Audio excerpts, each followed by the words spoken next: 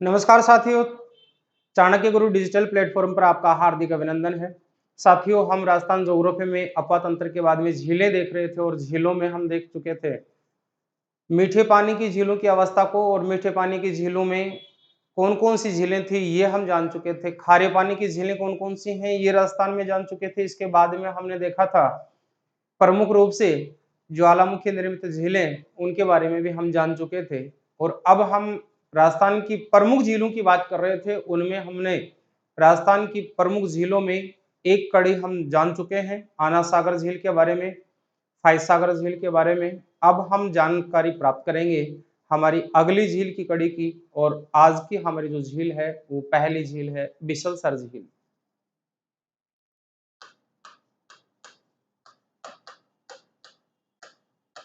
बिसलसर झील साथियों काफी इंपॉर्टेंट है ये। बिसलसर जो झील है ये राजस्थान के किस जिले में है? तो सबसे पहले तो आप ध्यान देंगे बिसलसर झील जो कि नाम से ही व्यक्त है। अब नाम से किस प्रकार से व्यक्त है, थोड़ा सा सोचने का प्रयास करें।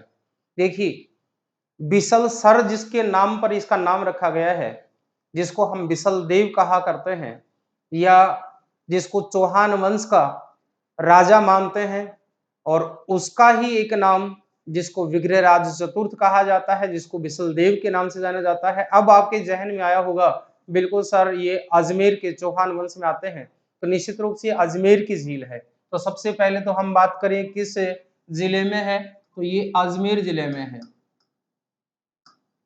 अब आपके जहन में आ गया होगा कि जिसके नाम से इसका नाम रखा गया है, तो ये झील किस प्रकार की झील होगी, प्राकृतिक होगी या कृत्रिम होगी? तो निश्चित रूप से निर्माण किया गया है तो कृत्रिम झील होगी। तो ये कृत्रिम झील में आती है और इसका निर्माण किसके द्वारा किया गया है? तो हम बात करते हैं निर्माण की।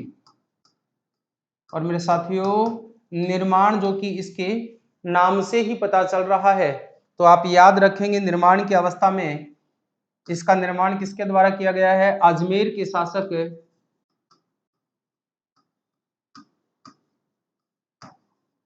अजमेर के शासक। अब जहन में आपके आया होगा कि निश्चित रूप से अजमेर में झील है तो अजमेर के ही शासक रहेंगे, तो शासक में नाम आ जाता है, कौन थे? चौहान वंश के शासक थे। तो अजमेर के शासक कौन थे? विग्रहराज चतुर्थ। विग्रहराज चतुर्थ थे। विग्रहराज चतुर्थ जो कि एक चौहान वंश के शासक माने जाते हैं, और चौहान वंश के शासक में इसका नाम अन्य किस नाम से जाना जाता है? तो यहां से भी थोड़ा सा इंपॉर्टेंट क्वेश्चन है, जिसके नाम पर यह नाम रखा गया है, इसी को कहा जाता है बिसल देव।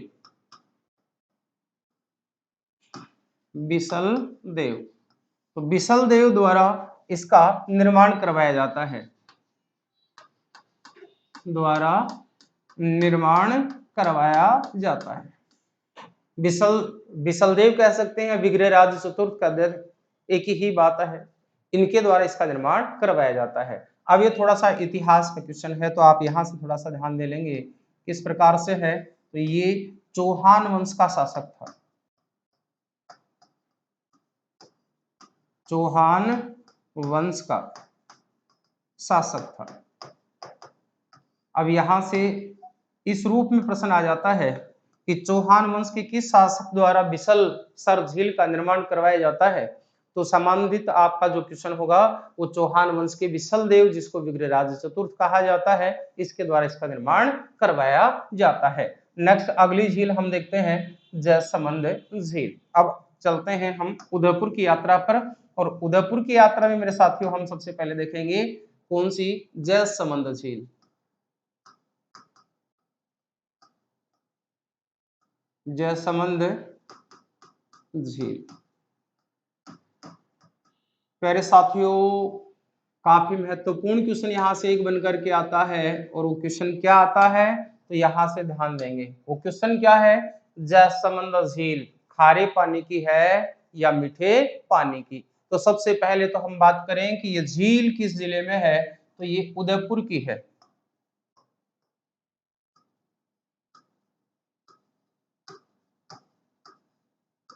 उदयपुर जिले की झील है। किस प्रकार की है? मीठे पानी की झील है, मीठे पानी की झील है। अब यहां से आप देखेंगे कि ये उदयपुर की मीठे पानी की झील है। क्या इस झील को हम अन्य नाम से भी जान सकते हैं? बिल्कुल। इसी झील को क्या कहा जाता है? डेबर झील भी कहा जाता है। तो इसका अन्य नाम काफी इंपॉर्टेंट है, जो एग्जामों में पूछा जा चुका है। इस झील को डेबर झील के नाम से जाना जाता है, तो अन्य नाम इसका क्या है? डेबर झील है। इसका अन्य नाम ढेबर झील है।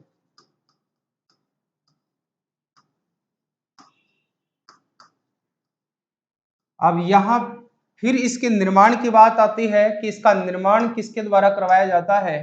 तो इसके निर्माण की क्रिया को भी हम देखें कि इसका जो निर्माण है वो किसके द्वारा करवाया जाता है। तो यहां से आपका इंपॉर्टेंट क्वेश्चन बनता है, निर्माण है तो ये झील किस प्रकार की होगी? ये भी कृत्रिम झील होगी।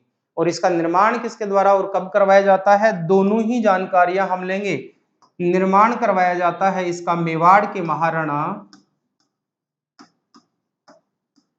मेवाड़ के महाराणा, क्योंकि मेवाड़ क्षेत्र में जो राजा हुए हैं उनके नाम के आगे महाराणा शब्द लगता है, तो महाराणा, मेवाड़ के महाराणा। और वो महाराणा कौन थे? नाम में ही प्रतीत हो रहा है, जयसिंह थे, जिनके नाम पर इसका नाम रखा गया। मेवाड़ के महाराणा जयसिंह के नाम पर जयसमंद झील। तो इस मेवाड़ के महाराणा जयसिंह द्वारा इसका निर्माण करवाया जाता है। अब प्यारे साथियों, आपका इतिहास का क्वेश्चन आता है कि इसका शासनकाल कब रहा होगा, तो इस झील का निर्माण कब हुआ होगा। हम शासनकाल की तो बात नहीं करेंगे, इस झील के निर्माण की बात करेंगे कि इसका निर्माण कब होता है। तो मेरे साथियों, इस झील का जो निर्माण है वो होता है 1685 से 1691 ईस्वी में, 91 ईस्वी में। अब यहां से अगर एक ही डेट की बात की जाए तो ये जरूर आप याद रखेंगे, यहां केवल अकेली डेट हो तो आपको 1685 बताना है, लेकिन इसका निर्माण कार्य 1685 से लेकर 1691 तक चला था।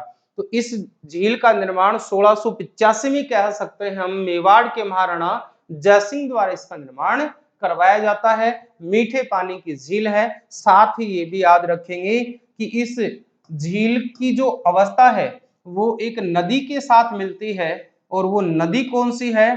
तो मेरे साथियों, आप थोड़ा सा इसको देखने का प्रयास करें।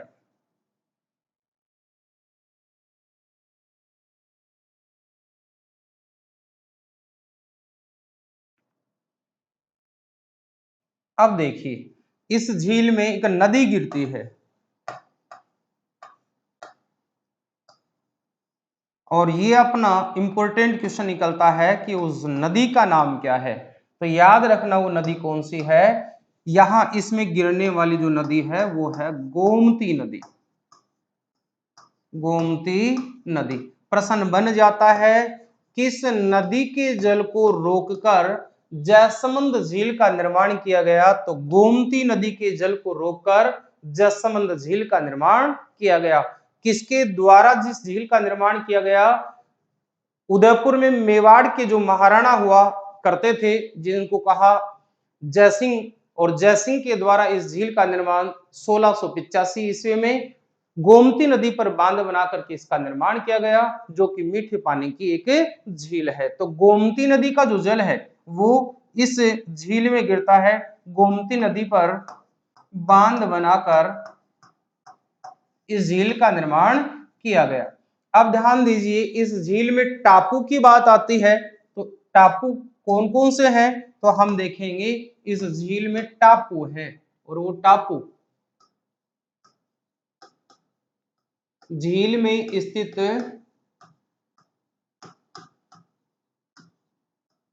टापू। और प्यारे साथियों, कितने टापू हैं संख्यात्मक स्थिति में? दोनों ही टापू हैं, जिनके बारे में राजस्थान पुलिस लेवल तक के एग्जाम में ये प्रश्न एक बार नहीं कई बार पूछा जा चुका है। कौन कौन से वो टापू हैं जिनकी अभी चर्चा करेंगे। तो पहले तो इसकी संख्यात्मक स्थिति की बात करते हैं कि इस झील में टापू कितने हैं। तो इस झील में 7 टापू हैं। इस झील में 7 टापू हैं। सबसे पहले बात आती है टापू की, तो इनकी संख्या कितनी है, ये 7 टापू हैं। अब टापू होता क्या है, सब जानते हैं कि धरातल का छोटा भाग जिसके चारों ओर जल भरा होता है, या आंतरिक रूप से जो झील होती है, उस झील क्षेत्र में धरातल का ऊपर निकला हुआ जो भाग होता है उसको टापू के नाम से जाना जाता है। तो झील में धरातलीय स्थितियां, झील में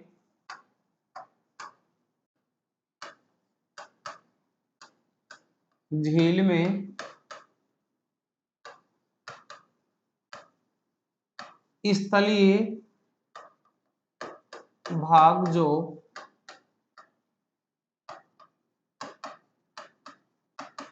जल से बाहर निकला होता है,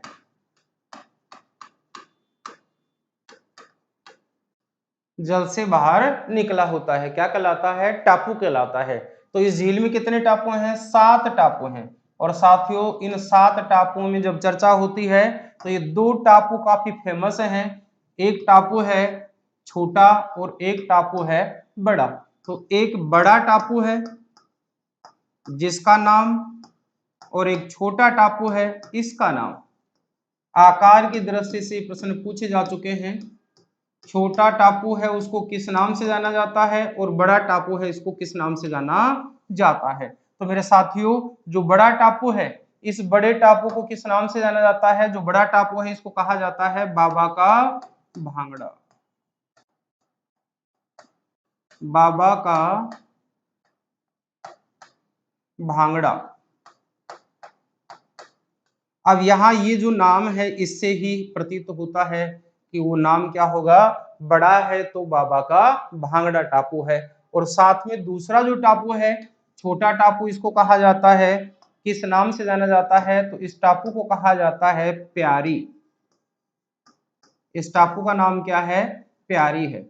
नाम भी बड़ा प्यारा है और टापू भी बड़ा प्यारा है, इसलिए इस पर प्रश्न बन जाता है कि जैसमंद झील में छोटे टापू को किस नाम से जाना जाता है, तो प्यारी के नाम से जाना जाता है। बड़े टापू को किस नाम से जाना जाता है, तो बाबा का भांगड़ा के नाम से जाना जाता है। ये तो थी हमारी ज्योग्राफिकल तथ्यों की बात। और यहाँ से अगला हमारा पर्यटन तंत्र चलता है। और पर्यटन जो हमारे राजस्थान के लिए काफी महत्वपूर्ण है, वहां से यहाँ प्रश्न बनाएगा। अपने ज्योग्राफिकल पार्ट में पर्यटन टॉपिक दे रखा है, यहां से प्रश्न बनेगा कि राजस्थान में जैसमंद झील में एक टापू पर पर्यटन विभाग द्वारा आरटीडीसी का एक होटल संचालित है, वो होटल किस टापू पर संचालित है। तो प्यारे साथियों वो कौन से टापू पर है, वो बड़ा टापू जिसको बाबा का भांगड़ा कहा जाता है, इस टापू पर एक होटल संचालित है, उस होटल का नाम क्या है।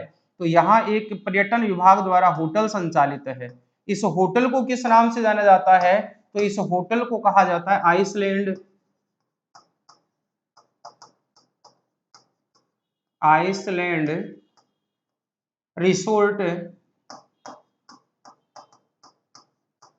Iceland resort heritage hotel, heritage hotel. ये नाम भी एग्जाम में पूछा जा चुका है, तो याद रखेंगे आइसलैंड रिसोर्ट होटल राजस्थान में किस झील पर स्थित है या किस टापू पर बनाया गया है, तो बाबा का भांगड़ा टापू, जो कि एक पर्यटन विभाग द्वारा आरटीडीसी होटल के रूप में संचालित किया गया है। तो ये किसके द्वारा संचालित है, आरटीडीसी द्वारा संचालित है, आरटीडीसी द्वारा संचालित।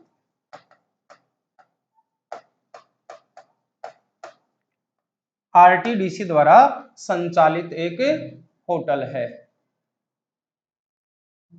तो ये थोड़ा सा आप ध्यान देंगे, काफी इंपॉर्टेंट तथ्य यहां से निकल करके आता है। तो ये थोड़ा सा काफी महत्वपूर्ण बिंदु के रूप में है। तो ये आरटीडीसी होटल जिसका नाम आइसलैंड रिसोर्ट हेरिटेज होटल है, ये जैसमंद झील में बड़े टापू पर स्थित है और बड़े टापू का नाम क्या है? बाबा का भांगड़ा है। आगे हम चलें अगले तथ्य की ओर, तो यहाँ हम देखेंगे नेक्स्ट तथ्य में, तो नेक्स्ट तथ्य है वो काफी हमारा महत्वपूर्ण है। इस झील से कुछ नहरें भी निकाली गई हैं, अर्थात यहाँ पेयजल सुविधा के लिए और सिंचाई सुविधा के लिए इस झील का उपयोग होता है। और उपयोग होने के साथ साथ हम ये भी जानते हैं कि ये झील मुख्य रूप से उदयपुर जिले की प्रमुख झीलों में से एक झील मानी जाती है। तो इस झील से या जयसमंद झील से, जयसमंद झील से नहरें निकाली गई।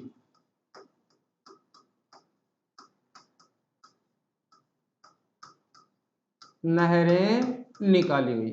प्यारे साथियों, उन नहरों का नाम, वो नहरें कौन सी हैं जो नहरें इससे निकाली गई हैं?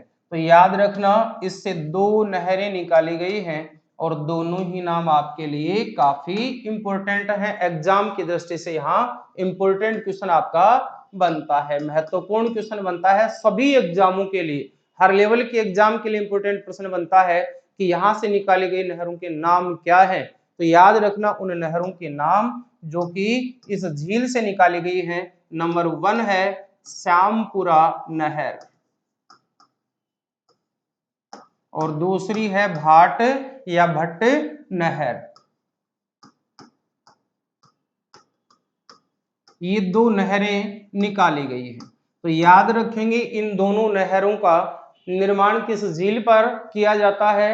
तो जयसमंद झील पर ये दो नहरें निकाली जाती है, श्यामपुरा नहर और दूसरी आती है भाट नहर। मेरे साथियों, अब याद रखना, आप ये कहेंगे कि सर इतनी गहराई से इतने डेप्थ क्वेश्चन तो आएंगे नहीं। ये क्वेश्चन लेवल को लेकर के नहीं बन रहे, ये पुराने एग्जामों तक के प्रश्न एक बार नहीं, रिपीटेड क्वेश्चन है, कई बार आ चुका है। तो यहां से आगे भी क्वेश्चन बन सकते हैं, जहां विद्यार्थी जिस लेवल को मानते हुए पढ़ करके जितना छोड़ता है, एग्जामिनर उसके आगे से क्वेश्चन बनाना शुरू करता है। तो याद रखिए, प्रश्न की स्थिति यहां से बन जाती है कि श्यामपुरा नहर और जो भट्ट नहर है, इसका निर्माण किस उद्देश्य से किया गया और कब किया गया? तो इन दोनों नहरों का उद्देश्य था वो सिंचाई था, क्योंकि हम झील के बारे में चर्चा कर चुके, पेयजल के रूप में है। तो इसका जो उद्देश्य है वो उद्देश्य क्या है? वो है सिंचाई। इन नहरों का जो उद्देश्य है वो मेरे साथियों, नहरों का उद्देश्य क्या है? सिंचाई सुविधा। अब प्रश्न ये बन जाता है कि उदयपुर जिले में ये जो दो नहरें निकाली गई, ये क्यों निकाली गई? सुविधा के लिए। कौन सी सुविधा के लिए? केवल और केवल पेयजल सुविधा नहीं, सिंचाई सुविधा इसका आंसर होगा। क्योंकि झील का संबंध हम पेयजल से मान लेते हैं, लेकिन इन झीलों का उद्देश्य क्या रखा गया? इनका उद्देश्य उदयपुर में सिंचाई सुविधा उपलब्ध करवाने के लिए एक श्यामपुरा नहर और एक भाट नहर या भट्ट नहर का निर्माण किया गया। अब आपके जहन में क्वेश्चन अगला बनता है कि सर इन झीलों का निर्माण कब हुआ? और लॉजिकली प्रश्न है कि प्रश्न पूछा जा सकता है, तो इन नहरों का निर्माण राजस्थान राज्य बनने से पूर्व ही हो चुका था। कब हो चुका था? सन 1950 में। तो निर्माण कब किया गया? ये आपका इंपॉर्टेंट अगला तथ्य है। तो निर्माण 1950, निर्माण 1950 में किया गया। ये काफी महत्वपूर्ण तथ्य है आपके लिए। 1950 में इसका निर्माण किया जाता है। सिंचाई की जो सुविधा है वो किसको प्राप्त हो रही है? ये भी आपका एक अगला क्वेश्चन बन जाता है। उदयपुर को सिंचाई की सुविधा इनसे प्राप्त होती है। ये थे हमारे कुछ इससे महत्वपूर्ण तथ्यों से संबंधित। आगे हम चर्चा करेंगे अगली झील के बारे में। मेरे साथियों, काफी हम झीलों से बनने वाले प्रश्नों को लेकर और संभावित आगामी एग्जामों में बनने वाले प्रश्नों तक की चर्चा कर रहे हैं। तो आप तन्मयता के साथ इतनी जानकारियों को आप जरूर ध्यान में रखेंगे। अगले हम झील की बात करें तो हम आगे बात करते हैं, एक तथ्य इसके साथ एक और नोट कर लेते हैं। राजस्थान की हम बात कर रहे थे कि उदयपुर की प्रमुख बड़ी मीठे पानी की झीलों में जाना जाता है। तो इस झील को, किसको? जयसमंद झील को राजस्थान की सबसे बड़ी मीठे पानी की झील होने का गौरव भी प्राप्त है। तो हम कह सकते हैं नोट विशेष में यहां डाल करके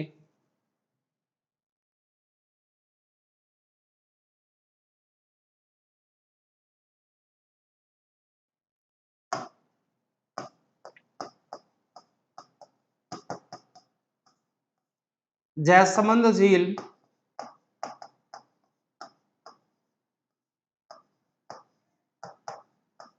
राजस्थान की जैसमंद झील राजस्थान की सबसे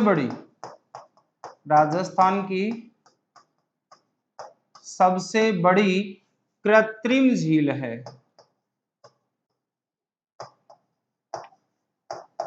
कृत्रिम झील है जो कि किस प्रकार की है? मीठे पानी की है।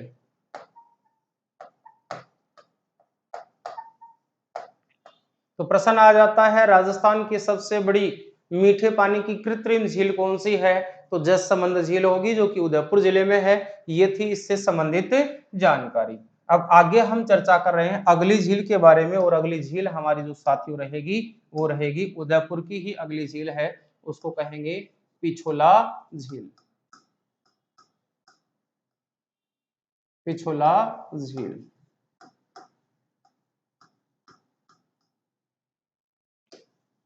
अब हम पिछोला झील के बारे में विस्तार से वर्णन करेंगे। ये कुछ महत्वपूर्ण जो झीलें हैं इन पर ही सबसे ज्यादा क्वेश्चन बनते हैं। तो अब हम देखेंगे पिछोला झील। तो पिछोला झील ये भी किस जिले में है? उदयपुर जिले में है। और मेरे साथियों उदयपुर जिले में किस प्रकार की झील है? मीठे पानी की, मीठे पानी की झील। सामान्यतः इसके बारे में तो सभी जानते हैं, इतना कुछ तो मीठे पानी की है या खारे पानी की है, तो यहां तक तो हम सामान्य बात कर लेते हैं। अब बात होती है कृत्रिम है या प्राकृतिक है। तो सबसे पहले कृत्रिम और प्राकृतिक की जानकारी हम इस तथ्य से ले लेते हैं कि कृत्रिम होगी या प्राकृतिक, इसका भी निर्माण करवाया जाता है। और निर्माण करवाया जाता है तो साथियों किस प्रकार की झील होगी? कृत्रिम होगी। और निर्माण कब करवाया जाता है? 14वीं शताब्दी में इसका निर्माण करवाया जाता है। 14वीं शताब्दी, निर्माण 14वीं शताब्दी में। अब 14वीं शताब्दी में इसका जब निर्माण करवाया जा रहा है तो निर्माण करवाने वाले कौन थे? 14वीं शताब्दी में मेवाड़ के महाराणा, मेवाड़ के महाराणा लाखा, मेवाड़ के महाराणा लाखा। अब ध्यान देंगे मेवाड़ के महाराणा जो लाखा हुए इनके शासन काल में इसका निर्माण होता है। तो 14वीं शताब्दी में मेवाड़ के महाराणा लाखा के काल में, मेवाड़ के महाराणा लाखा के काल में इसका निर्माण होता है। 14वीं शताब्दी के अंत में मेवाड़ के महाराणा लाखा के शासन काल में होता है। तो यहां से एक अगला प्रश्न बन जाता है, सर जब मेवाड़ के महाराणा लाखा के शासन काल में हो रहा है, मेवाड़ के महाराणा लाखा के काल में हो रहा है, तो निर्माणकर्ता कौन थे? तो अब हम बात करते हैं दोनों ही तथ्यों की। अब देखिए 14वीं शताब्दी में तो इसका निर्माण होता है, उस समय राजा कौन था? मेवाड़ का महाराणा लाखा था। और लाखा के शासन काल में ही हमारे राजस्थान में चांदी की जो खानें हैं जिनको जावरा की खान कहा जाता है उसका भी खनन करवाया गया था, जो कि इतिहास का एक काफी महत्वपूर्ण क्वेश्चन बनता है और साथ में अपना ज्योग्राफी का भी महत्वपूर्ण क्वेश्चन बनता है। तो याद रखेंगे क्वेश्चन को साथ, कौन सा? मेवाड़ के महाराणा लाखा के शासन काल में उदयपुर में जावर की खानें चांदी के लिए खोदी गई थी। तो सर्वप्रथम मेवाड़ के महाराणा लाखा के शासनकाल में चांदी की खान खोदी गई थी। उसी समय 14वीं शताब्दी में मेवाड़ के महाराणा जो लाखा थे इसके शासनकाल में एक व्यक्ति हुए जिनको कहा जाता है क्या? बंजारा। अब ये बंजारा कौन था? बंजारे द्वारा इसका निर्माण करवाया जाता है, बंजारे द्वारा इसका निर्माण करवाया जाता है। और वो बंजारा ये झील जो बनाता है पिछोला झील, ये पिछोला झील अपने गांव के पास बनाता है जो कि बंजारा बस्ती थी, उस बंजारा बस्ती के पास। तो ये बंजारा बस्ती कहां है? यहां से अगला क्वेश्चन बन जाता है मेरे साथियों, और काफी इंपॉर्टेंट क्वेश्चन है, ध्यान देंगे। ये झील कहां है? ये उदयपुर प्रॉपर में नहीं है, उदयपुर के आसपास जो आज वर्तमान में शहर बसा हुआ है उसमें तो आती है, लेकिन उस समय प्राचीन काल में एक बंजारा बस्ती हुआ करती थी जो कि उदयपुर कस्बे से दूर थी। कहाँ थी? वो गांव था। कौन सा गांव? बंजारे द्वारा इसका निर्माण किस स्थान पर करवाया जाता है? तो बंजारे द्वारा इसका जो निर्माण है वो करवाया जाता है किस स्थान पर? ये ध्यान रखेंगे, उदयपुर के निकट, उदयपुर के निकट, उदयपुर के निकट। और ये उदयपुर के निकट किस स्थान पर करवाया जाता है? ये था पिछोटी गांव, खुद के इसके नाम से, इसीलिए इसका नाम पिछोला पड़ा, पिछोटी गांव। ये था पिछोटी गांव। अब पिछोटी गांव जो कि बंजारा बस्ती हुआ करती थी, इसके पास बनाने के कारण इसका नाम क्या रखा जाता है? पिछोला झील रखा जाता है। अब प्रश्न पूछ लिया जाता है पिछोला झील का नाम किस आधार पर रखा जाता है? तो पिछोला झील का निर्माण न राणा लाखा के नाम पर रखा जाता है, न उस बंजारे के नाम पर रखा जाता है, न ये किसी व्यक्ति द्वारा दिया गया नाम है। ये किस लिए रखा जाता है? बंजारा बस्ती हुआ करती थी पिछोटी गांव, इस बंजारा बस्ती के पास में बनाने के कारण इसका क्या नाम पड़ जाता है? पिछोला झील रखा जाता है। ये थे आपके एग्जाम से संबंधित काफी महत्वपूर्ण क्वेश्चन। अब आगे हम देखते हैं इसकी अगली चर्चा, और अगली चर्चा में हम देखेंगे प्यारे साथियों, तो हमारा यहाँ इसके निर्माण कार्य की मरम्मत के बारे में जानकारी आ जाती है। तो अगर हम इसके निर्माण की मरम्मत की जानकारी इसी के साथ नोट कर लें तो ज्यादा अच्छा रहेगा। हम इसको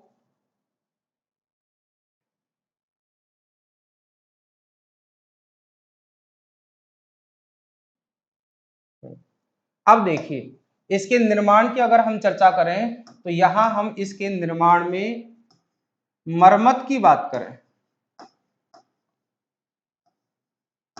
तो मरम्मत कार्य किसके द्वारा करवाया जाता है? या इसको कह सकते हैं पक्का कार्य, या दोनों ही शब्द आते हैं।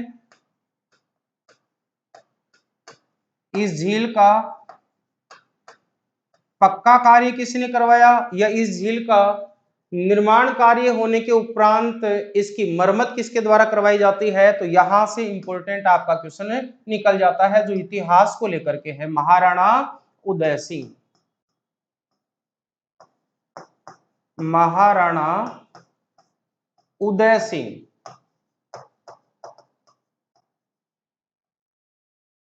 महाराणा उदय सिंह द्वारा इसका क्या करवाया जाता है? इसका मरम्मत कार्य करवाया जाता है। अब यहां इससे संबंधित नदी की बात करेंगे कि इस झील में कौन सी नदी गिरती है।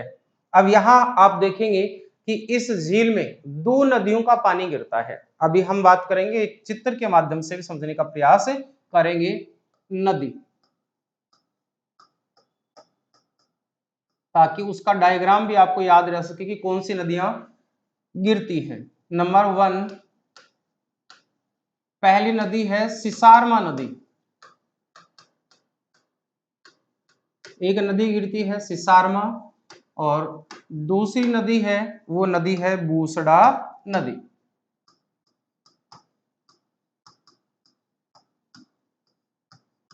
ये दो नदियां अपना जल किसमें छोड़ती हैं? ये इसी पिछोला झील में अपना जल छोड़ती हैं। तो ये दो नदियां किस प्रकार से इसमें जल गिराती हैं, इसकी लोकेशन को देखने का प्रयास करना। ये है पिछोला झील, और इस पिछोला झील में एक नदी है जो आकर के अपना जल छोड़ती है। इस नदी को कहा जाता है सिसारमा नदी, इस नदी को कहा जाता है सिसारमा।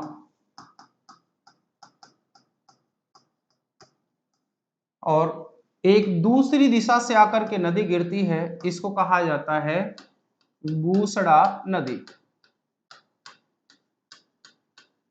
ये दो नदियां सिसारमा नदी और बूसड़ा नदी इस झील में अपना जल छोड़ती हैं, और ये जो झील है इस झील को कहा जाता है पिछोला झील।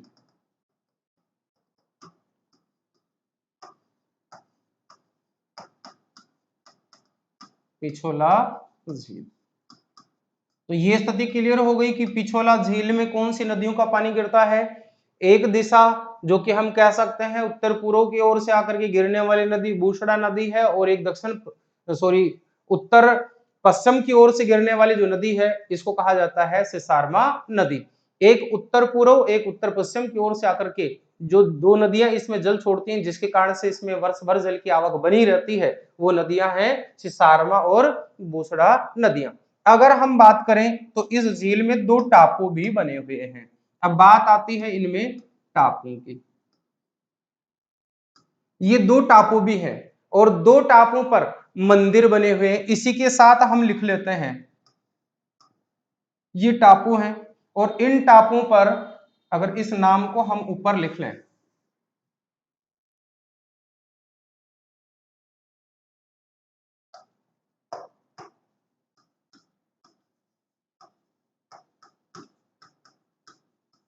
पिछोला झील, तो हम यहां अब इसके टापुओं के नाम लिख लेते हैं। एक टापू और टापू नंबर 2। इस टापू को कहा जाता है और इस टापू को कहा जाता है, किस किस नाम से जाना जाता है? तो याद रखें, इन दो टापुओं पर कुछ प्रमुख निर्माण सामग्री की चर्चा होती है, और निर्माण सामग्रियों में कुछ इमारत बनी हुई हैं, और इन इमारतों के नाम से ही इनको जाना जाता है। एक टापू को कहा जाता है जग मंदिर, जग मंदिर, और दूसरे को कहा जाता है जग निवास, जग निवास, जग निवास। अब याद रखना मेरे साथियों, जग मंदिर और जग निवास, निवास की बात आती है तो निश्चित रूप से ही ये महलनुमा वह आकृति जिस पर हम क्या कर सकते हैं, ठहर सकते हैं, और ठहरने के नाम पर जब बात आती है तो या तो वो हमारा आवास क्षेत्र हो सकता है या होटल हो सकता है। तो ये बात आते ही यहाँ इस पर एक होटल की चर्चा होती है, और जब मंदिर की बात होती है तो मंदिर में हम वह अवस्था देखते हैं जिसमें कभी भी हम संकट के समय पहुंचते हैं, और संकट के समय में जब हम बात करते हैं तो ये संकट कई बार ऐसे हुए हैं जब यहाँ इस जगमंदिर जो महल है, इस जगमंदिर महल में कई बार ऐसे शरणार्थियों को आश्रय प्रदान किया गया है। कब कब दिया गया और किनको दिया गया अभी हम चर्चा करेंगे। और यहाँ जगनिवास जो महल है, यहाँ पर कौन सा होटल वर्तमान में समय में चल रहा है, संचालित हो रहा है, इसकी चर्चा करेंगे। जो आगे जो हमारे महत्वपूर्ण प्रश्न बनते हैं वो जगमंदिर और जगनिवास पर बनते हैं। अब देखिए, सबसे पहले हम बात करें जगमंदिर की, तो जगमंदिर इसका जो निर्माण है, जगमंदिर का निर्माण, और साथियों जगमंदिर के निर्माण की स्थिति पूर्ण अवस्था में, दो स्थितियां हम यहां देखेंगे, बाकी विस्तार अगले पेज में करेंगे। जगमंदिर का जो निर्माण है ये किसके द्वारा करवाया जाता है? जैसा इसमें पहले ही प्रतीत हो रहा है, मेवाड़ के महाराणा, मेवाड़ के महाराणा, वो महाराणा कौन थे? महाराणा थे श्रीमान करण सिंह, करण सिंह द्वारा इसका निर्माण करवाया जाता है। महाराणा करण सिंह तो इसका निर्माण करवाने वाले हैं, लेकिन इसको पूर्ण किसने करवाया? वो थे पूर्ण करवाने वाले श्रीमान महाराणा, मेवाड़ के महाराणा, दुनिया के प्रसिद्ध, जगत में प्रसिद्ध, जिनके नाम पर इसका नाम रखा गया है, जगत सिंह। और वो श्रीमान जी जगत सिंह कौन से थे? यहां भी याद रखेंगे, ये थे जगत सिंह प्रथम, जगत सिंह प्रथम द्वारा इसका निर्माण करवाया जाता है। आगे हम देखते हैं, अब वो जो हम बात कर रहे थे कि इस जगमंदिर जो इमारत है इसमें किन किन को रोका गया था, वो आगे हम देखेंगे। शाहजहां खुर्रम का संबंध आता है, और एक 1857 की क्रांति के विद्रोह के समय अंग्रेज कुछ सैनिक थे, उनको यहाँ शरण दी जाती है। किसके द्वारा शरण दी जाती है, ये नाम ही आपके सामने काफी है, आगे हम इसकी चर्चा करने वाले हैं। अब ये जो जगनिवास था, इस महल का जो निर्माण है, ये निर्माण किसके द्वारा करवाया? जाता है। तो साथियों ये जो निर्माण की क्रिया है, ये निर्माण की क्रिया करवाई जाती है जगत सिंह फर्स्ट के बाद जगत सिंह सेकंड। निर्माण करवाया जाता है जगत सिंह द्वितीय द्वारा, जगत सिंह द्वितीय या जगत सिंह सेकंड कह सकते हैं। याद रखना, जगत सिंह द्वितीय या जगत सिंह सेकंड द्वारा इसका निर्माण करवाया जाता है। देखिए काफी महत्वपूर्ण है, 3 तथ्य आपके इतिहास को लेकर के काफी महत्वपूर्ण बनते हैं। जगमंदिर का निर्माण किसके द्वारा करवाया जाता है? करण सिंह द्वारा करवाया जाता है। तो जगमंदिर इमारत को पूर्ण किसके द्वारा बनाया गया? जगत सिंह फर्स्ट के द्वारा इसको पूर्ण करवाया गया। लेकिन जग निवास जो महल है उसका निर्माण जगत सिंह द्वितीय द्वारा या जगत सिंह सेकंड द्वारा इसका निर्माण करवाया जाता है। और वर्तमान समय में इस पर होटल संचालित है। उस होटल की बात करेंगे, वो कौन सा होटल है? होटल लेक पैलेस है, जिसकी चर्चा हम आगे करेंगे। लेक पैलेस राजस्थान में 2 जिलों में स्थापित आरटीडीसी के होटल हैं और ये काफी एग्जामों में आ चुका है। अब वहां आपके साथ ये ध्यान रहे कि सर हमने तो पिछोला झील में पढ़ा था, एक झील और आएगी जिसमें भी इसकी चर्चा हम करेंगे। और साथियों अलवर जिले की सिल्लीसैड झील है जिसमें होटल लेक पैलेस के नाम से संचालित है। तो याद रखना वहां ये पिछोला झील नहीं दिया जाएगा, सुमेलित में दिया जा सकता है कि पिछोला झील के किनारे कौन सा महल या पिछोला झील में कौन सा एक हेरिटेज होटल है, या राजस्थान की सिल्लीसैड झील में कौन सा एक होटल किस नाम से संचालित है, वो चर्चा करेंगे। तो हम यहाँ दोनों के बारे में ही वापस एक बार शॉर्ट में चर्चा कर लेते हैं। ये 2 टापुओं की कहानी है और इन 2 टापुओं की कहानी में 2 बेटों की कहानी जोड़ देते हैं हम। ये है टापू फर्स्ट और दूसरा है टापू सेकंड। अब साथियों उसी तथ्य को हम एक बार तथ्यात्मक रूप से लिख लेते हैं। टापू फर्स्ट जिसको क्या कहा गया था? जग मंदिर, जिस पर जग मंदिर बना हुआ है। और दूसरा जगत निवास या जग निवास। ये क्या है? ये महल है। अब यहां महल की हम चर्चा क्यों कर रहे हैं? क्योंकि इस होटल को हेरिटेज में बदला गया है। महल है, ये जगमंदिर भी मंदिर नहीं है, ये भी महल ही है। ये 2 महल बने हुए हैं 2 टापुओं पर और इसका निर्माण वापस हम देख लेते हैं। जगमंदिर का निर्माण और पूर्ण निर्माण और दूसरी अवस्था देखते हैं हम पूर्ण निर्माण। पूर्ण किसने करवाया? तो दोनों काफी महत्वपूर्ण हैं। एक तथ्य की बात करते हैं हम पूर्ण की और एक करते हैं हम निर्माण की। तो निर्माण तो महाराणा करण सिंह द्वारा,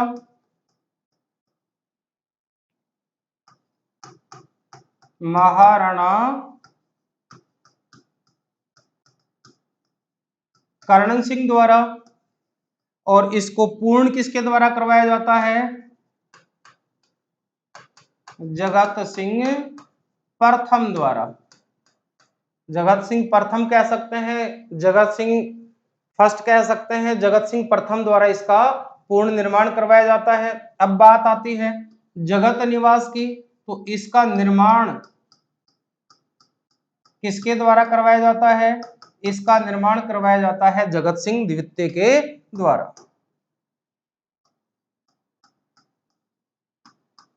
जगत सिंह द्वितीय या जगत सिंह सेकंड के नाम से। अब याद रखिए ये जो जगत निवास इमारत है इसको वर्तमान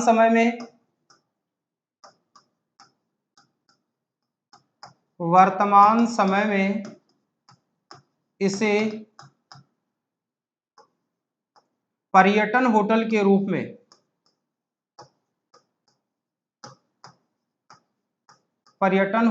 रूप में विकसित किया गया है।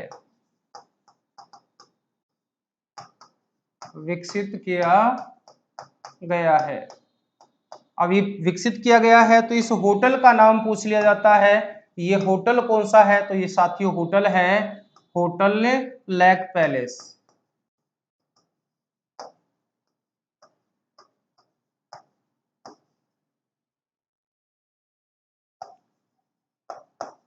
होटल लेक पैलेस, इस नाम से वर्तमान समय में एक होटल संचालित हो रहा है। और ये किसके द्वारा संचालित हो रहा है? तो ये हो रहा है आरटीडीसी। आरटीडीसी, तो इसके नाम से ही है, आरटीडीसी के होटल पर्यटन विभाग द्वारा संचालित ही होते हैं, उन्हीं होटलों को आरटीडीसी होटल कहा जाता है। अब हम बात करते हैं जगमंदिर की। तो जगमंदिर के कुछ महत्वपूर्ण जो तथ्य हैं इन पर हम चर्चा करते हैं। अब सबसे पहले तो यहां पर शाहजादा खुर्रम, शाहजादा खुर्रम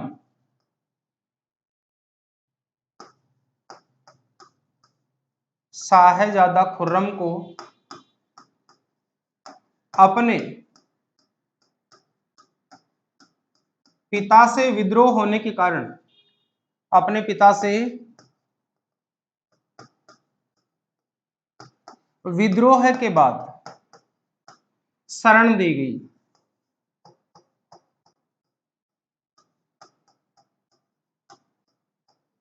शरण दी गई। अब ये काफी महत्वपूर्ण है कि शाहजादा खुर्रम है, ये किस स्थान पर आकर के शरण प्राप्त करता है? तो ये कहाँ प्राप्त करता है? जगमंदिर में आकर के शरण प्राप्त करता है। ये इतिहास की एक अलग बात है कि किस राजा द्वारा इसको शरण दी गई थी, जो इन तथ्यों के साथ ही जुड़ी हुई कहानी है। अगली स्थिति में आते हैं और शॉर्ट एंड स्वीट हम इसके बारे में एक तथ्य है इसको भी नोटेड करते हैं। वो क्या था? तो याद रखिए, शाहजादा खुर्रम अपने पिता के विद्रोह के बाद यह शरण दी गई थी। अब थोड़ा सा अगर आप जाने कि सर एक तथ्य इसमें और है जो आप बताना चाहें तो अपने पिता, उसका पिता कौन था? जहांगीर। तो इसका पिता अगर ये पूछा जाए डायरेक्ट, जहांगीर से विरोध कर शाहजहां कहां ठहरा था, ये इतिहास का प्रश्न बन जाता है। तो याद रखिए जहांगीर, में शब्द भी लिख देता हूं,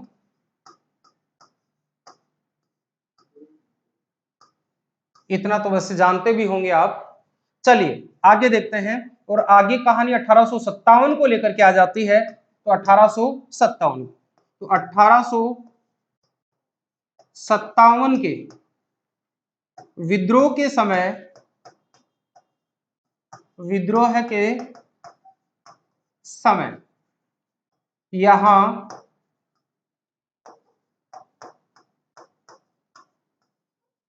क्रांतिकारियों से बचकर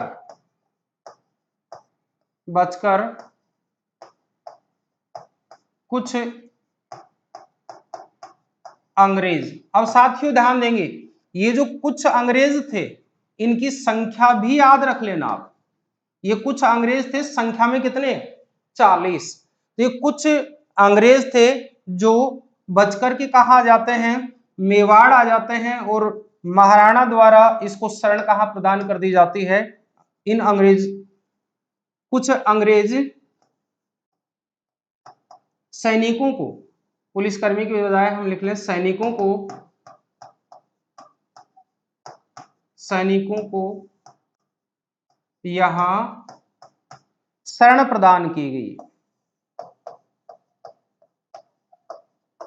शरण प्रदान की गई। अब साथियों ये थोड़ा सा अपने लिए था इंपॉर्टेंट, जो कि हम देख चुके हैं।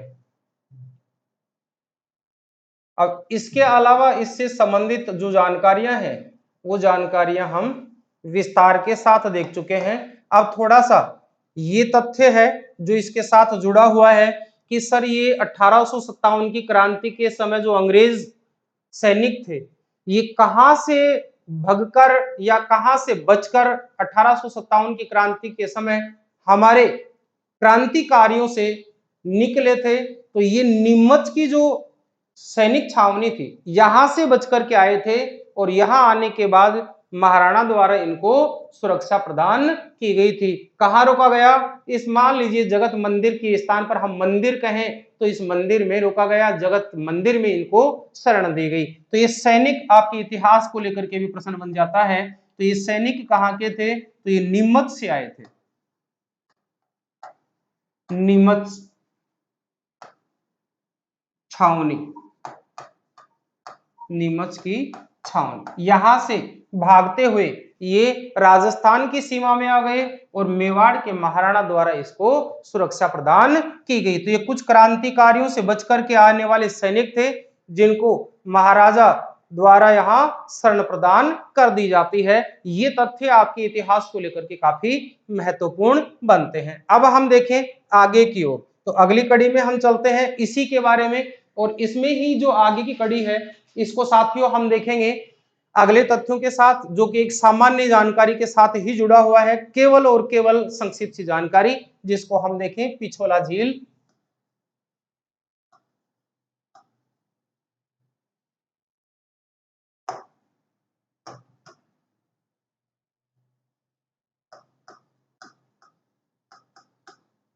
पिछोला झील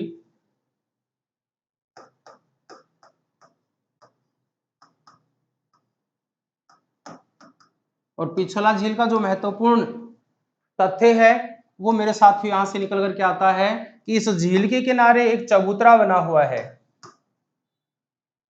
पिछोला झील। अब इसके किनारे चबूतरा बना हुआ है जिसको कहा जाता है नटनी का चबूतरा।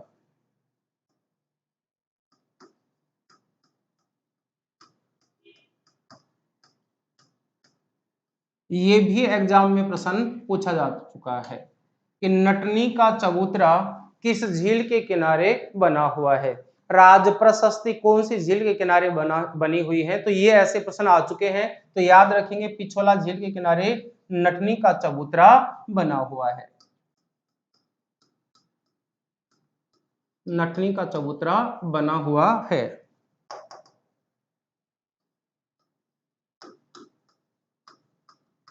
और अंतिम रूप से हम देखें इस झील के बारे में, तो इस झील से संबंधित एक महत्वपूर्ण तथ्य निकलता है। इस झील के किनारे ही एक झील के किनारे या झील के निकट निकट या समीप कह सकते हैं, निकट समीप एक इमारत बनी हुई है, और वो इमारत किस नाम से जानी जाती है?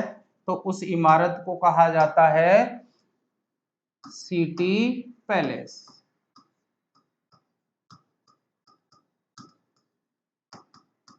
और प्यारे साथियों यहाँ सिटी पैलेस पर अनेक सारे क्वेश्चन आ चुके हैं। ये ऐतिहासिक बातें हैं। सिटी पैलेस क्या है? तो उदयपुर के महाराजाओं का निवास स्थान सिटी पैलेस के नाम से जाना जाता है। तो किस झील के किनारे है? इस झील के निकट है। किस झील के किनारे? जिस झील पिछोला की बात कर रहे हैं, पिछोला झील के समीप सिटी पैलेस है।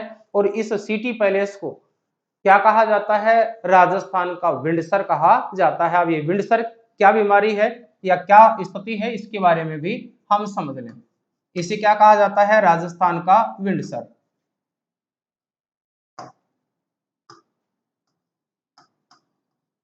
राजस्थान का विंडसर संज्ञा इसको दी जाती है, राजस्थान के विंडसर की संज्ञा दी जाती है। अब किसने दी और क्या है ये विंडसर, इस स्थिति को भी जान लें। ये विंडसर जो स्थिति है या सिटी पैलेस है, इसको फर्ग्यूसन द्वारा, कौन थे? फर्ग्यूसन व्यक्ति थे, फर्ग्यूसन, फर्ग्यूसन द्वारा। इसकी तुलना किसके साथ की जाती है? फर्ग्यूसन द्वारा ब्रिटेन के विंडसर महल से।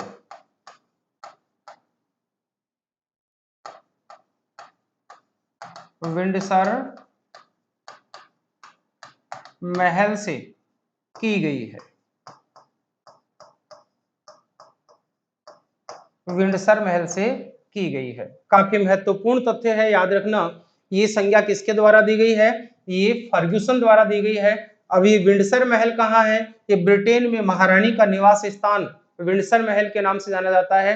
तो जो ब्रिटेन की महारानी का जो निवास स्थान है, उसी प्रकार का निवास स्थान यहाँ मेवाड़ के राजाओं के लिए सिटी पैलेस जाना जाता है। तो फर्ग्यूसन महोदय ने इसको राजस्थान का विंडसर कहा है। तो राजस्थान का विंडसर किसे कहा जाता है? सिटी पैलेस को कहा जाता है। सिटी पैलेस कौन सी झील के किनारे है या समीप है? तो पिछोला झील के किनारे है। अब यहां से दो वर्तमान में एक तथ्य और निकल करके आते हैं। यहां सौर संचालित भारत की ही नहीं, विश्व की पहली नौका संचालन का कार्य यहां इसी झील में किया जाता है। यह भी याद रखना। तो नौका संचालन का कार्य होता है तो सौर ऊर्जा की नौका संचालन सबसे पहले विश्व में पहली बार किस झील में प्रारंभ होती है? तो ये होती है पिछोला झील में। तो ये काफी महत्वपूर्ण तथ्य के रूप में है, इसको भी हम जान लें, जो वर्तमान समय में अपने एग्जाम में काफी इंपोर्टेंट बन जाता है। विश्व में प्रथम बार सौर संचालित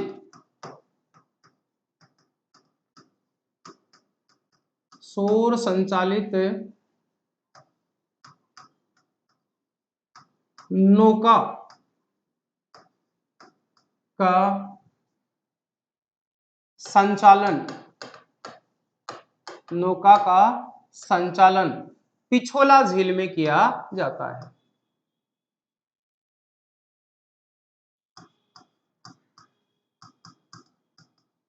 पिछोला झील में किया गया।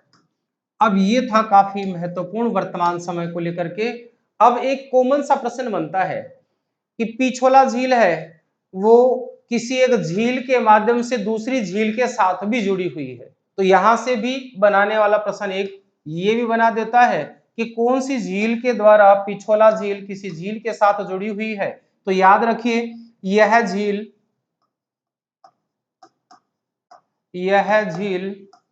स्वरूप सागर झील से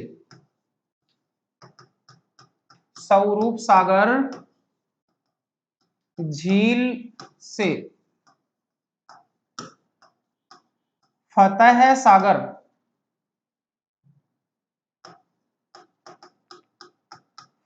सागर झील के साथ जुड़ी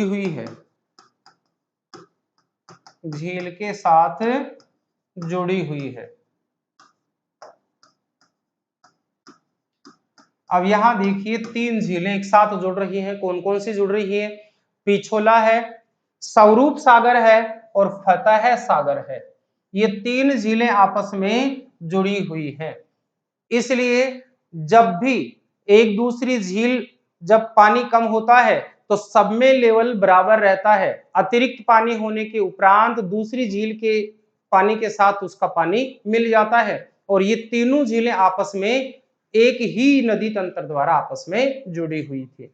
ये थी हमारी इन झीलों की महत्वपूर्ण जो स्थिति है उसके बारे में चर्चा। अगली कड़ी में हम देखेंगे राजस्थान की अन्य और महत्वपूर्ण झीलों को। तब तक के लिए नमस्कार, धन्यवाद।